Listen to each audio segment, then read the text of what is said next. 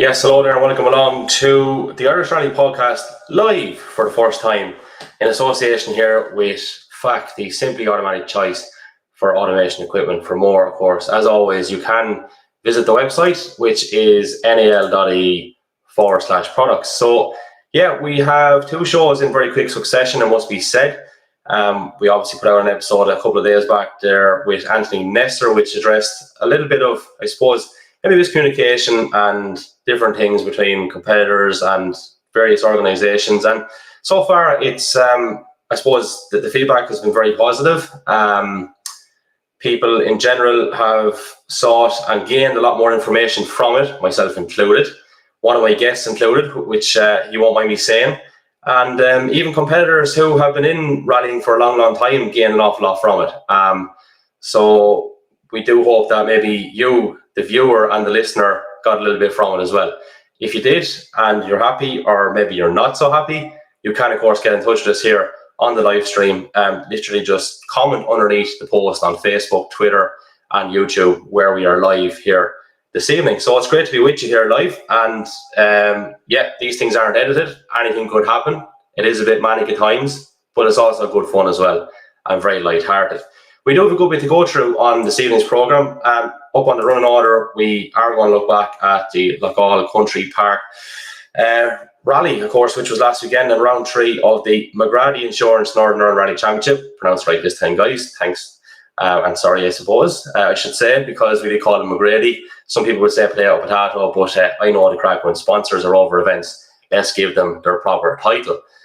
What we got coming up. So, yeah, we're going to talk about various events which have been confirmed and are on calendars. I suppose both north and south. It would have been known a little bit longer in terms of what's happened up north, but down south, definitely there is a nice little sprinkling of events which have cropped up over the last couple of weeks. We'll talk about our competitors overseas as well in terms of what they've done in recent times and what's coming up over the next couple of weeks.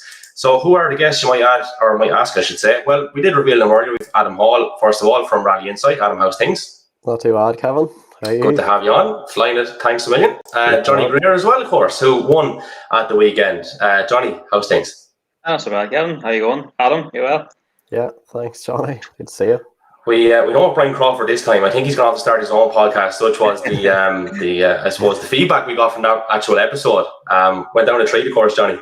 Yeah, I brought in the shirt here just to keep Brian happy, just sort of represent for him. So he's here in spirit. Yeah, geez, I'm surprised actually when he does hit stardom. I thought he was going to whisk you away, but thankfully you made yourself available to come on with us here again. Listen, come here, in all seriousness, well done at the weekend. So you went into the event, I think, with maybe a couple of points to spare in the championship. Yeah, the points are quite tight. The way the points are awarded is sort of designed to keep the championship quite tight. So I think we had 2-point lead going into the Loughgall. So yeah, it's good because it keeps everything very close. It means you have to sort of try and score in every round as best you can. And yeah, it's nice to have a bit of a gap, but at the same time, there's no time to slacken off either. Absolutely. So it's fair to say, Jonny, this one was eventful. An incident did occur, unfortunately, on stage 3, and a spectator, I believe, became unwell. And I suppose at that point, the situation might have been relatively clear, but then there was a kind of a change in mind, I think, by the organisers later on in the event, and that might have led to a little bit of frustration. So perhaps maybe you'll talk us through that, just to give the viewers an insight and the listeners an insight into maybe what did happen and why possible frustration may have occurred from it. Yeah, well, as everything, there's 2 or 3 sides to every story, but yeah, stage 3 started sort of normal enough for us. We'd sort of got the word coming out of service that Desi had a fuel pump issue and wasn't going to start the stage. So we sort of knew that Desi was effectively out of the rally. So our attentions then turned to Stephen, who was close behind us at that stage. So we had to try and keep the pressure on stage 3. Lucky enough, it went very well for us. Stage was a lot cleaner than the previous 2 runs, and the time was good. So we came in from the stage 3, obviously back in the service, had heard sort of through the rumour mill what was going on, and there was a spectator issue, and the stage might be cancelled. So that was okay. Lucky enough, I think we heard later on that the spectator was relatively okay after that, so that's always good to hear.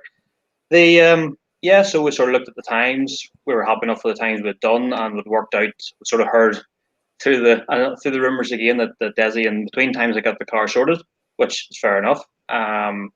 So we looked at worked out basically the nominal time that Desi would most likely get, and that was all fine. We're happy enough for that. Bit of a grey area in the regulations about he didn't actually get out of service before stage 3. So technically, there's a late OTL issue going on there, but that's not really what I want to get involved in. So we knew the nominal times. We worked out if Desi got his nominal, we'd have maybe a 13, 14 second gap to Desi and about 5 second gap, 6 second gap to Stephen. And then we were just checking the times again to make sure our gaps, and we realised the times had all been deleted. So they'd all been just zeroed, which was a bit strange. I say I've been around probably 15 years. I've never seen times get deleted from a stage before in my life, so I didn't really know what to do. None of us knew what to do, but that was the way it was. The gap was sort of, what would say, artificially closer than it actually was, and we sort of then didn't know what to do from a competitive point of view. Do you drive to the gap that's there on the screen, or do you drive to the gap that you know should be there? So we sort of had to talk about it and try to work out exactly what the regulations were and everything else, and we sort of worked out that it should be nominal times. That's the way it works. Once any car sets a competitive time on a stage, if the stage goes on to then be cancelled, you have to use that competitive time and then give your nominal times from there onwards. So I think there's 5 cars go through the stage. So basically, the last car through the stage is set what they call a competitive time. Has to be the nominal time that the rest of the cars who didn't complete the stage get. So we had worked that out. Desi hadn't started the stage. He was going to get the nominal time, and then obviously that was all wiped out. So we sort of didn't know what to do then. It was kind of one of those situations where you go, well, okay, the gap is now this. What do we do? So we sort of there was 2 different thought processes. Was either you just forget about it and you just go for it and you push to the gap that's on the screen and just hope it all works out. But at the same time, I was sort of thinking to myself, well, that's fine, but we know that stage 3 should be done this way. So if we now go out on stage 4, 5, 6, go for a push, make a mistake, spin, overshoot, get a puncher like Shackleton would prove, and drop a lot of time, then when the times did get reinstated, it would be pointless for us anyway. So we had to try and run this sort of line of how hard to try, how hard to push, while trying to not make a mistake, so that when the times hopefully did get corrected, that would still be in a good position. So going into the last stage, obviously nothing had been sorted yet, so there's a bit of panic on our side because we didn't want it to happen after the rally, because if it happened after the rally, it's very messy. It's not fair on Desi either. If he comes off the stage and he thinks he's won the rally and then it gets changed, that's not really fair either. So luckily, we got information before stage 6 that the times have been corrected to what they should have been. I say it's strange. I've never been in that situation before. I don't know what was going on during stage 3 to come to the decision that they were going to just delete the stage and cancel everybody's times, because it's just something I haven't seen. So I didn't know how to react. So, but it all worked out in the end. The result came for us in the end, and it all worked out. So we can't really complain about it too much. But at the same time, it was a bit nerve-wracking during the day. So, definitely, yeah, because I don't know what the sort of time frame was, or the turnaround time frame when all this is going through your head. So that begs the question: how do you stay calm in that situation and make the right decision, or decision that you feel is right at the time? Because even if you do, with the best knowledge you have, it may still change. So that's a tricky one.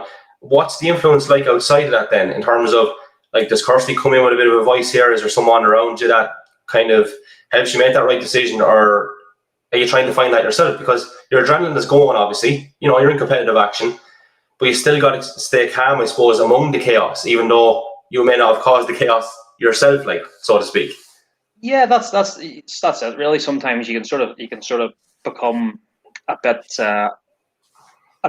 sort of victimized from it. Maybe you sort of feel like you're being hard done by, but that doesn't really help anywhere. And to be fair, there wasn't really any raised tensions from our side. Everybody kept very calm, which was good. Kirsty kept very calm. She knew exactly she sort of organises rallies herself. She knows the regulations, and that was very good.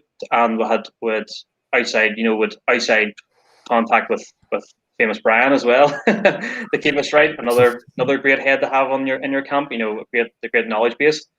And yeah, the atmosphere probably in our camp was relatively calm. Okay, you were a wee bit miffed or a wee bit annoyed about what was going on, but at the same time, you couldn't let that affect your driving. You had to still keep the head, especially with the conditions. You had to really sort of, once you put the helmet on, went to the start of the stage, you had to just forget about it and just calm yourself and just do what your sort of game plan was. So yeah, it's frustrating. It kind of put a bit of a shadow over the day a wee bit, because you had all this going on in the background. Probably stopped the enjoyment a wee bit of the day too, but that's the way it goes. The result came in the end, and everything got done right in the end. Whether or not there was if that hadn't got sorted before the last stage, I don't know. The next step was to lodge formal protest, and that to me is not really fair, because it shouldn't be up to the competitor to enforce a regulation. That should be, if there's something's gone wrong and someone hasn't followed the rulebook from an organisation point of view in a rally, it really shouldn't be up to the competitor to basically protest another competitor because the rally hasn't handed out the right times or the right penalties or whatever you need. So yeah, we didn't want to go down that route. So luckily it didn't happen that way. So after that, it was fairly innocuous. But I think it's sort of put a dampener on everything, because obviously, same with Desi. Desi didn't know the gap either. So he's in the same situation as I am. He doesn't know. He doesn't know whether he's trying to close a 2 or 3 second gap or a 10-second gap or whatever, and to get that all lumped onto you going into the last stage, it just messes with everybody's head. It doesn't really. There's nobody really benefited from it. So yeah, unfortunate, but that's the way it is. I suppose to add to it then as well, Adam, given the fact that it was so close between Jonny and Desi in round 2, like Jonny had his troubles there, later on, big drama, of course, and Desi swooped in. So the guys being so close in the championship maybe added to this a little bit as well. What was it like for you being there actually, and in general being there? Because I think it was your first time to go to a rally, perhaps since, was it Galway maybe in 2020? Yeah, that's right. So first one quite since Galway. A lot of people in the same boat as well, with spectators being allowed back. But I know per Jonny, Desi, I wasn't really thinking of them when I was seeing the 0.3 second gap being cut down to 0.1 before the last stage. But definitely the two of them were going hard all day. And again, it's just the crack that you go to a rally for. There's something that happens and everybody's chatting about it, or what did this happen, or it's just all part of the crack from a spectator's point of view. But yeah, thankfully it got sorted in the end for the final results. But again, I suppose it started in the second stage when Desi was leading after the first one, and he got a fuel pump issue which dropped him back, and then he obviously had to fight back to get caught up, because he seemed to be pushing for the win for his points in the championship. So definitely from a spectator's point of view, it was a pretty good one to be going back to after such a long break away. But again, you had Stephen Wright there in third overall, and he finished I think 9 seconds behind Jonny in the end. So 9 seconds separating the top 3 on such a tricky day of rallying. It was torrential rain for a large part of it. So there was not much in it at all. Stephen's been quite consistent as well, it must be noted, I think, in the rounds to date, Yeah, definitely.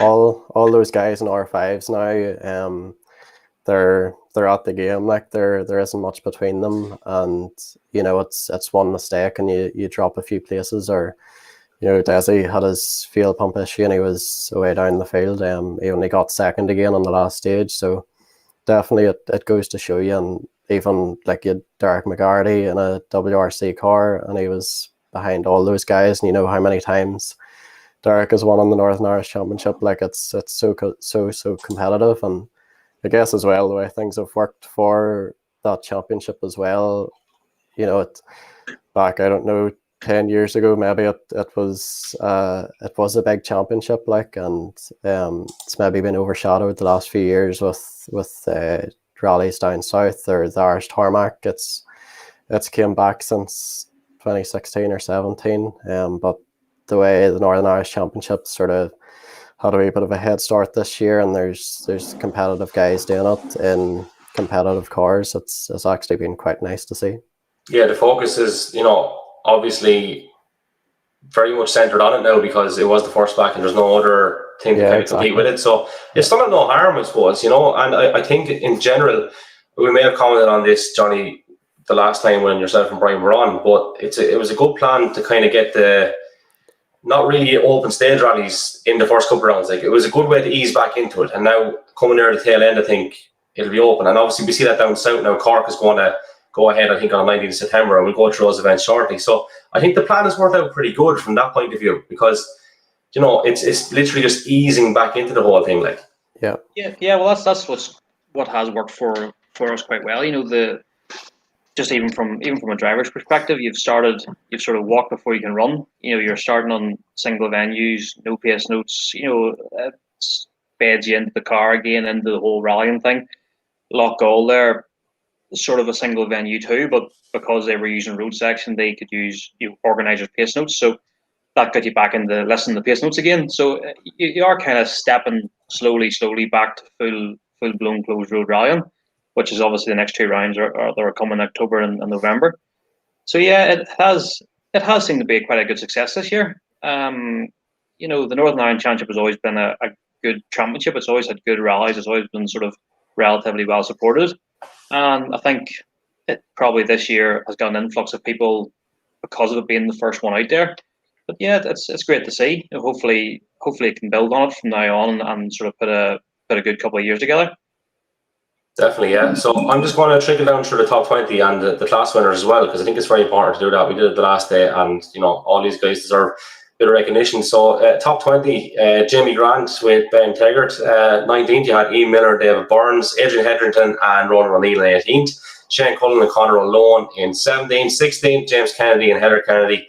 15th, John Gordon and Thomas Wedlock. Marty Toner and Kyle Diffin in 14th. Aaron McLaughlin and Darren Kern in 13th, Niall Henry and Barney Mitchell 12th, John Devlin, John McCarthy 11th, 10th went to John Bradley and Ryan Crozier, Peter Hurston and Damien Connolly 9th in the Fiesta WRC. You had Jason Black and Carl Egan in 8th in the Starlet.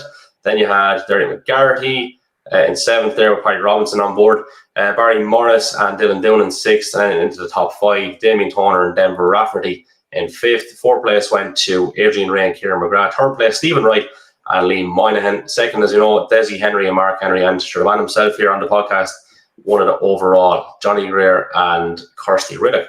And let's go across into the class winners then. So starting with class 1, of course, historics, that went to Richard Hall and Declan Campbell. Class 2, Group N cars, of course, that went to Marshall Kennedy with Davy Young. Class 3, Philip White and Brian Rowan. I know Brian fairly well. Like from there, they've been moving quite well all year.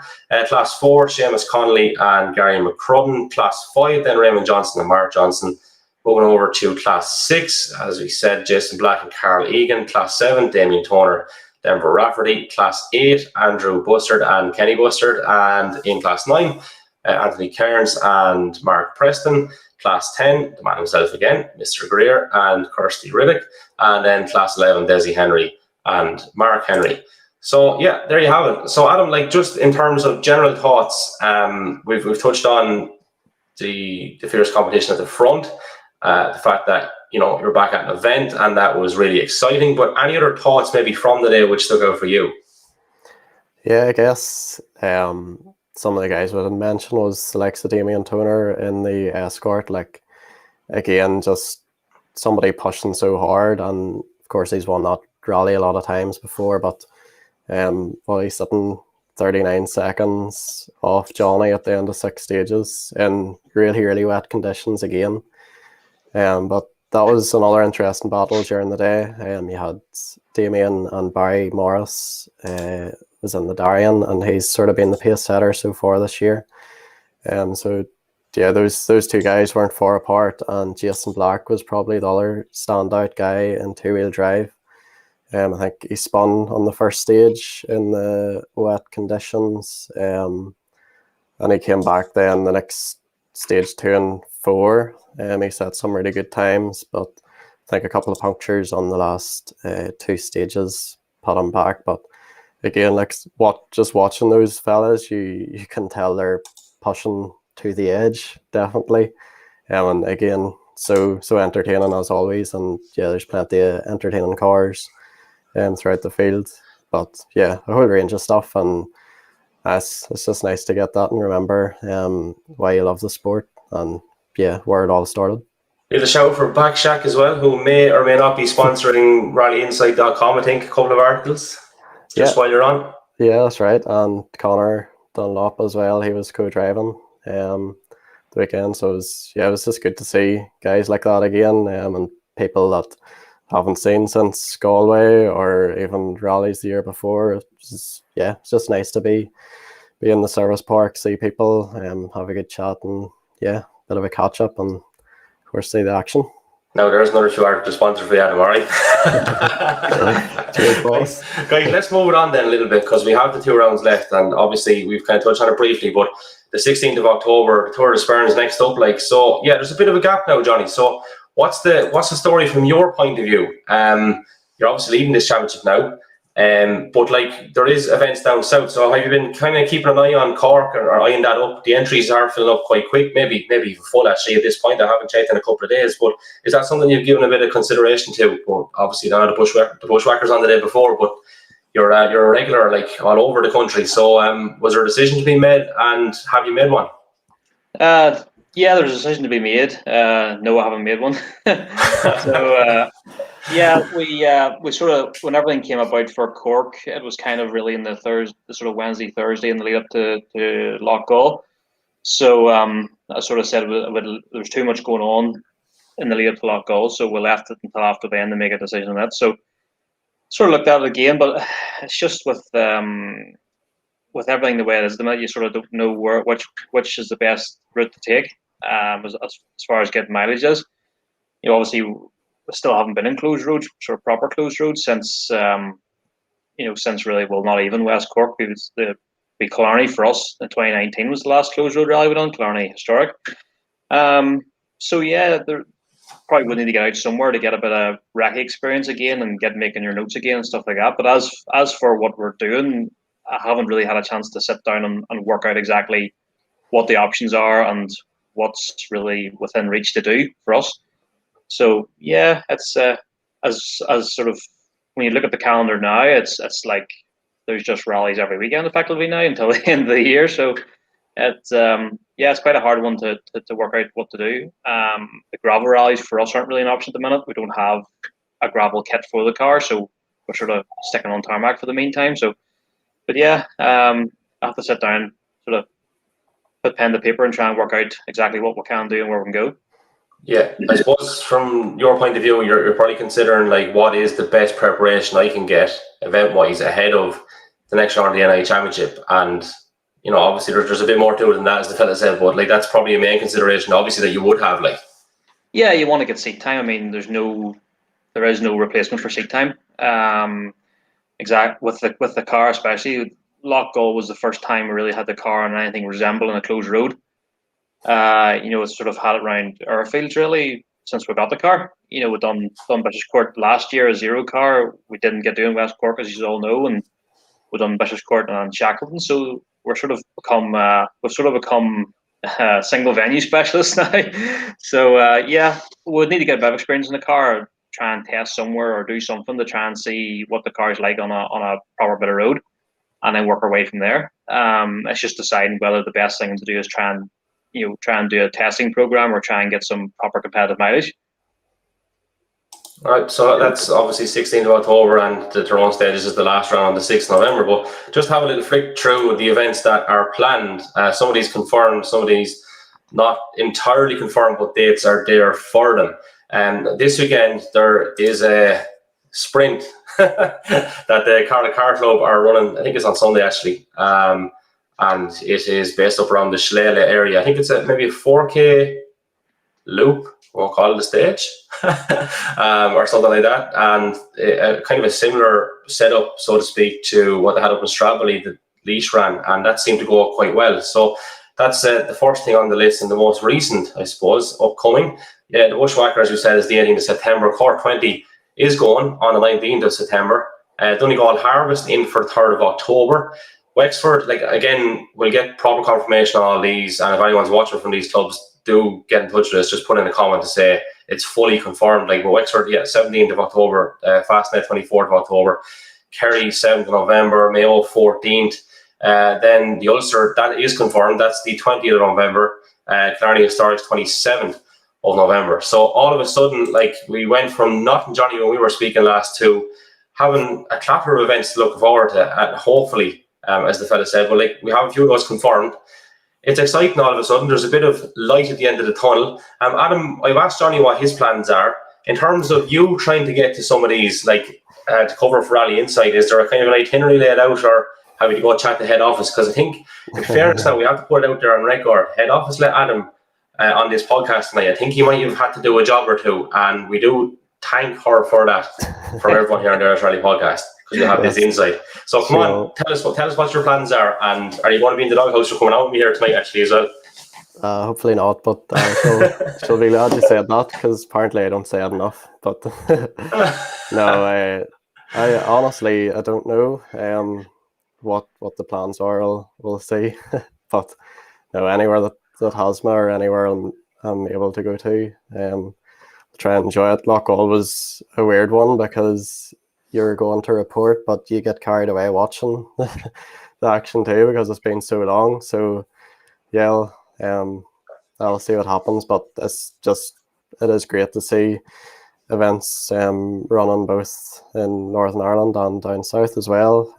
So fair play to all the clubs and competitors and everyone who's organising things at the moment, because I'm sure it still is quite tricky doing that, like we're hopefully over the hill, but it's definitely not as simple as it was before. So but like we'll see what happens, and I don't know, there's guys doing pretty well in the WRC or the European Championships too, so who knows, it could be a wee sunny holiday booked sometime before the end of the year. Yeah, I'll have to put a plug in Kevin for the Galway Hills Rally as well on the 11th of September. That's Kirsty's rally, so there's another one for people looking bushwhacker gravel mileage. Is she what's her kind of link with that, in terms of, is she competing or is she running? What's happening there? No, her car club runs a rally, so she takes her and her family take a big have always run the rally for a couple of years now. So yes, it's a good event. If I had a gravel kit, I'd be there as well, but can't do it in Tarmac Sharks, unfortunately. Well, you could, but you wouldn't get very far. We'll put it out here now. There's a nice platform to do where live is that. If anyone wants to get Jonny Greer a gravel kit, lads, get it across to him there. Get in touch with us, alright? But yeah, look, I mean, yeah, in terms of all the events, it is great to have them to look forward to, as we're saying there. But like from your point of view as well, you're kind of like, you be caught a little bit with the day job and all, and it's not always the easiest thing to do when you're trying to balance everything. So the one learning curve you'd have, and the one thing that I suppose comes in handy when you do have the live streams and stuff, like, it does work out a lot in your favour. So if it's a case you can't get up now in the country, we're looking up for a lot of events. We have Killian at them, and I suppose you can go with the information that Killian has and maybe use that, I suppose, to your advantage as well, to try get the content out there for your own website, like, because it is first-hand information coming directly from the competitors that, okay, it's provisional, but your article can be provisional as well at the end of the day. So that's obviously helped them, and maybe COVID has kind of taught that bit of a lesson over the last year and a half, because I think the content on the website is great. I'm not just saying it because you're here, but it's just great to have it. And for me personally, I use it quite a lot for a bit of info and a bit of research when we're doing deposit. Like, so I'm sure you've learned an awful lot from that in the last year and a half, and you use it to your advantage with these events perhaps that are coming up. Yeah, definitely. Like, I guess it's given me time as well. Like, if you're not up and down the country at weekends, you have more time to think about what you're doing or what you want to do. But yeah, definitely, like, live streams are unbelievable for me, because yes, you're always going to have results coming through, but the end of the day, times only tell so much, and rallying is all about the story behind. Like, imagine if we just had the times from Saturday without all the backstory. Like, that's what the crack is. So no, definitely, live streams are great, and it has become regular now. You'd be lost without it. So no, it's brilliant. And just, yeah, British Championship has it too, I suppose, and European Championship's a good live radio. If you want to follow that, definitely that's the way to go. And obviously WRC is pretty good too. So no, it is great having that. And yeah, I guess we have missed out at home, but with so many guys competing abroad and in the British Championship too, we've definitely had plenty to follow, which is good. Absolutely. Well, we have a comment in from Pat Gilburn. Hopefully you'll all be ready for Donegal 2022. Here's hoping, indeed. We're actually up that direction this weekend. There's the small matter of a stag party. We're pulling out on Friday. And I'm going to have to give a shout out to Declan Boyle as well, from McCafferty's Bar fame, of course. Plenty of them on the go. Remarkable, actually, in fairness, because I think 2017 he opened up the first one in Donegal town. There's one in Letterkenny, one up in Dunlow, I think. Several across London. I think there's one in Spain, and just on the verge of opening up one in Dubai. And Declan's been kind of giving us a bit of advice and different things and pointing us in the right direction. And we are going to pay McCafferty's Bar a bit of a visit as well, and it might be hard to get us out of the place, to be honest with you, but there we go. So in other words, what I'm trying to say is there won't be any episode of the Irish Rally podcast next week, lads. You may hold on to the week after. But yeah, fabulous. I'm certainly looking forward to going back up to Donegal for International next year. It's hard to believe that there'll be, what, three years like without the event, or whatever, two or 3 years, whatever it is. It's crazy stuff. Crazy. Like.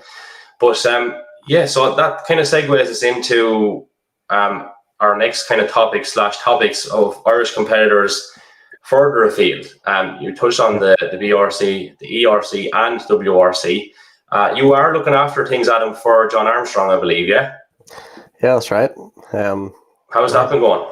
It's good, yeah. It's really enjoyable. Just, I guess I'm used to hearing from drivers and crews from events, but to be someone's point of contact, especially on the rallies John has been doing, it has been really interesting. And yeah, obviously there's plenty of work involved in it too, but you know, it's something that we enjoy, and obviously everything that I'm hearing, I'm feeding through back to John's fans. And to be fair to John, like he has a massive following through different things he's got involved with over the years. And just, I guess, to start with, like, it was clear years ago that he had an unbelievable talent. So to see him maybe take a step back, and you know, he's openly admitted he had his own questions about whether it was possible for him to come back and whether he would have the pace when he did come back, because it had been so long. So just to see him do so well this year, and be a part of that, I guess has been pretty cool. Yeah, it's been awesome. Like, and great to follow his progress in the JWRC. Like, just awesome. And it's always great to see guys that are struggling, like, you know, to get the few bob together, which John has said openly. You know what I mean? Like, he's always had the talent, as you touched on there, but just to get the few bob together and make a good fist of it, like, and it's great that he's had that backing. And by God, has he proven it? Like, do you know what I mean? Yeah. So who knows? There's a few more rungs of the ladder there that could be stepped up very easily. Like, do you know what I mean? In terms of, let's talk about Will Creighton as well, Adam, because he obviously was on with us there after. Geez, what one was that?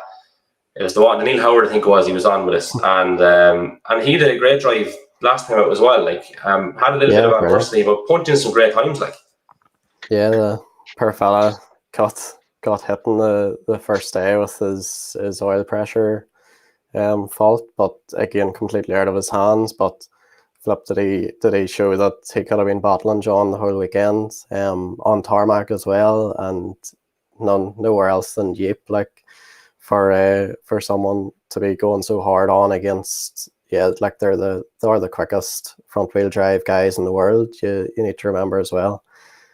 So no, it was brilliant. Like seven fastest times he set. And he probably could have set more as well. Had his first day not been hit like that. But no, it's great to see Will doing so well, because he obviously went into it, and he's a level-headed guy. He won't get too far ahead of himself, and he's again a guy that always talks about development, knowing where he's at pace-wise. And yeah, I guess compared to other guys, you might say he could err on the side of caution, but it's definitely paying off for him at this point in the season. And again, one last tarmac rally left this year, so another good chance of a good result. But again, like it's funny, on Sunday, just the way it was working, John was leading the rally in for junior WRC, and you had Will just going for stage wins, but in turn Will was stopping the Finnish guy Sami Parry from scoring stage wins too. So it's like a wee team Northern Ireland in the junior WRC at the moment. So yeah, who knows? Just fingers crossed Spain goes well for both of them, and we'll have something to celebrate. But yeah, it was nice seeing Will at Blockall as well. I see he was coming to Jonny asking for some advice for Spain, so hopefully that pays off. No, yeah. he was there to give me advice. That's coming around. Plenty of sun cream was number one, anyway. But yeah, in fairness, Matt, like he struck me as a guy who was very focused. I think he'd actually just been back from a run when he came on the podcast with me that evening. Like, and there's one thing that kind of struck me, and like I don't think he's going to mind me putting this on record anyway. But when guys are going out to compete and do drives like that on, I suppose, drives of that magnitude, you'd be taking a few things for granted. But I think in terms of like flights and things, he's kind of looking after that himself. Like I had visions of maybe that being looked after for him, and like he's like, sure, look, he's just kind of rolling with the punches or whatever. But from a kind of an elite point of view, you're thinking, I want all this kind of tedious stuff looked after me a little bit, and these are my words now, not his. So I can focus on what I'm trying to do and trying to get best out of myself. He seems to be rolling with it, but that's just another little thing to add in there, because lads might think all these jokes are looked after, but not for everybody. Like, so, in fairness, like he's gone and done that. I won't say a one-man band. He has the backing from the governing body, I think, and stuff like that too. So, at the same time, he has a good bit to work with. Like, everything is not completely looked after. It's not just jump into the car and off you go. So I have to give him great credit for that. I don't know if it's the same crack with John. You don't have to confirm or deny that, Adam, if you don't want to. But like they are little headaches that you can do without. So that's I suppose a bit of praise that we can give to Will, I suppose, for want of a better phrase. In terms of that's in there. Just I've seen this year. Obviously, we used to work with him for a few years in the junior BRC and stuff, and the work rate is unbelievable. I mean, especially this year, we sort of said to them, any year to go into the JWRC was more difficult, tough to organise everything else, but to do it during COVID, and when you talk to William before a rally, is my head spinning? There's that much stuff going on, and I'm not even there. I just, you have COVID tests, you have hours, you have to be in a certain place at a certain time. So when you're 72 hours or 48 hours after your COVID test before that, and he's doing that all himself, and he's doing the research for the rally, he's doing his training, he's doing all that stuff, and Liam as well is doing all the exact same training regime as William, and the amount of work being put in by all those guys at that level is just it's just phenomenal. You only ever see a small part of it, but all the stuff in the background is just it would frighten you. It put you off it. Yeah, you don't have to go into specifics, Adam, but I'd imagine not too dissimilar. Like, obviously the work rate is a given. You want to get that from John, but all those other logistical stuff, like, is that things that he kind of has to work around, like, or? I'm not booking his flights anyway, so someone must be. No, definitely. Like, you do just assume somebody competing at world level will have things sorted for them, but definitely not. Like, it's up to them. Like, they're the ones that want to progress, so it's them putting effort in. And as well, like, you do one thing I took for granted before you sort of found out more about it was, they're flying out on a Monday morning, they're taking a week off work, and like they have to be in work the Monday after, because how many holidays can you take from your job? It's such a big effort from all those guys, and again, like, just fair enough, that's a week they're away, but the amount of time they're preparing, watching on boards, finding out about the stage before they get there, and then when they do get there, they're doing 2 full days of recce, and they're doing the full World Rally. It's not a shortened route, they're doing the full thing from scratch because they've never been there before, making their own notes. Like, the list really does go on, and for guys that are young, I don't know, I think Will's maybe 21 years old and around that, like, they're doing a lot, together with their co-driver, obviously, but fair play to them for doing it, getting through it all and doing so well as well. Absolutely. So just sticking with juniors for a moment and switching to the BRC. So Eamon Kelly leads that. That's serious going. Colin White is doing very well this year, lads. Yeah, he is. For a guy who never really competed in the mainland before, he'd done a few Irish Forestry rallies and stuff. But the when you go over to like of Nicky Griss, go to the Welsh Forest, it could take you a year to learn those forests. That's how different they are. You have, when you're over here, you pretty much have the width of the car to work with, and that's it. Whereas you go to Wales, you're sliding the car in 5th gear. You have a corner that looks like a 3rd gear corner, and because you can take a racing line at it, it's now a 5th gear corner. Yeah. So yeah, it's been very impressive. Plus, he's in an older technology car. He's in the National Esprit de Peugeot against the turbocharged cars. So yeah, it's been very impressive. Definitely. Definitely want to watch, it has to be said. So yeah, we're doing fairly well, as the fella said. In terms of going back to Ypres then, so Josh McAleen was 11th or 12th, I think, in the end. Is that right? Just to confirm. Yeah, he finished 12th, I think. Nothing wrong with that. Like, that must be one of the highest overall results from an Irishman, other than Craig Breen and Chris Mick as well, I guess. Like, you'd be going back a wee bit since we've had someone on Gary 12. McHale was 6th or 7th in Mexico, I think. That's a long time ago, maybe, like in the mid-90s, I think. 14 years, maybe, is it? But yeah, it is crazy. And again, just with the class he was in, it perhaps got overshadowed because he was competing against so many local drivers and guys that have been doing rallies in that championship already this season. So brilliant drive. And again, he went to Rome probably the month before, looking a good result, and the pace out there, he had one mistake and his rally was over, and he bounced back straight away. So to be able to do that, like, I hope that's really encouraging for him. And yeah, I don't know what he's got planned for the rest of the year, but I'm sure he'll be out in a few more events, punching in good results, because he's getting into the habit of doing that. Yeah, absolutely. Onwards and upwards, as the fella said. So, speaking of Ypres, then let's move on to Mr. Craig Breen and Mr. Paul Nagel, because the speculation and rumor mill is just rife at the moment about what's going to happen in 2022. So, like, I mean, they've put in back-to-back results of just serious caliber. Like, Ypres was just incredible. Like, Estonia equally as impressive, but Ypres was wow. Like, I mean, considering the opposition and the opposition location, we'll say, or in terms of where they're from and all that, like, it was remarkable.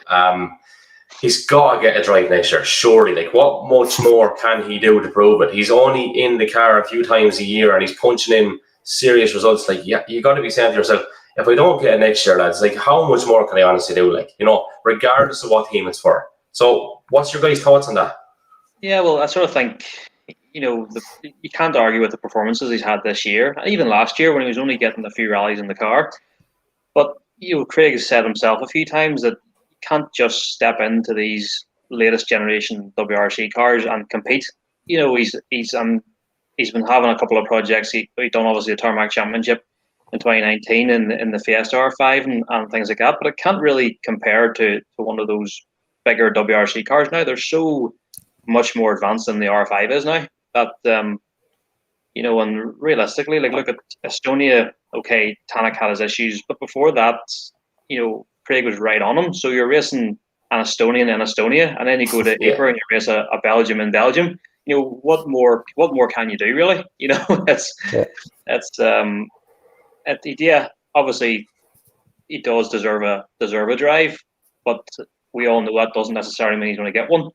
You know, they're seeing it's so hard to make it at that level and there's so few drives out there. But realistically, he has to be top of the list now of any team that's looking for a driver now. Yeah, definitely. Adam, you plow on there. I have a point. Actually, you know what? Before you plow on, I just thought of something. Right, it was kind of a brain fart now that came out of nowhere. But like, just given the fact a couple of years back that a lot of Irish competitors were so competitive and at times ahead of Craig, right? If you got the likes of a Tanak or the likes of Thierry over to Ireland, right, and Craig, and add in our guys, how do our guys do on our home turf?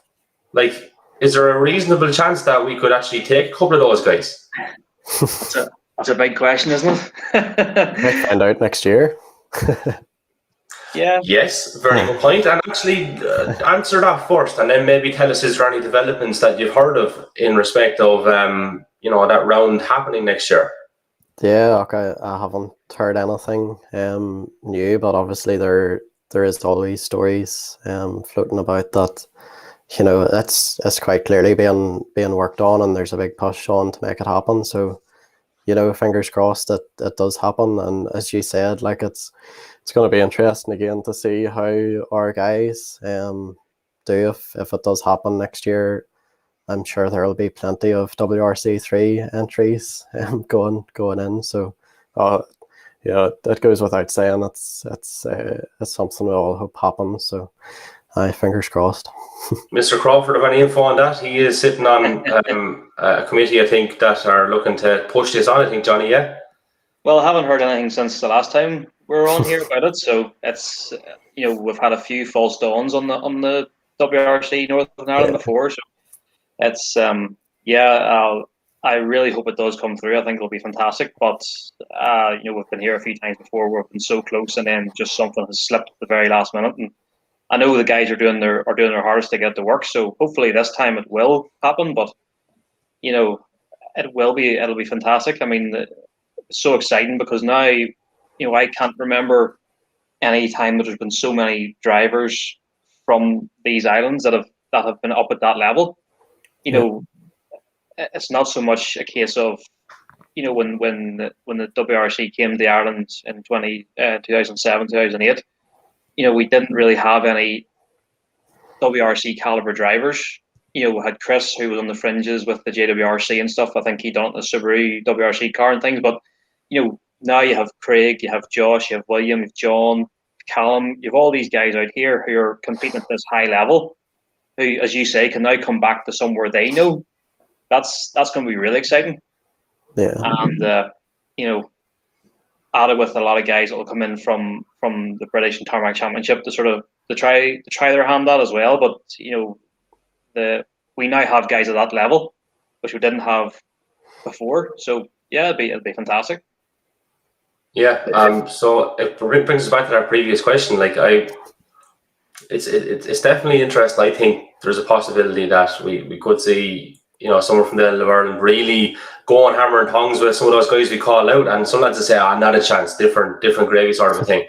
But like you've touched on something there, Jonny, that struck me back to another previous episode where, like, I asked Sam Moffat, was there ever a consideration to go for it or maybe go a bit more professional? He said never. At no point. He's like so focused on, I suppose, you know, the day job as such and rallying is such a release that he just couldn't see any other way. But you think of that, and you know, he was obviously leading Craig a couple of years back in Donegal, and you're like, Jesus, like if these guys actually went, we'd have more guys capable of actually going. Yeah, ifs and buts, I suppose, and pots and pans and all that. But you mentioned Callum Devine. So Adam, you have an article up on rallyinsight.com. Callum's out this week.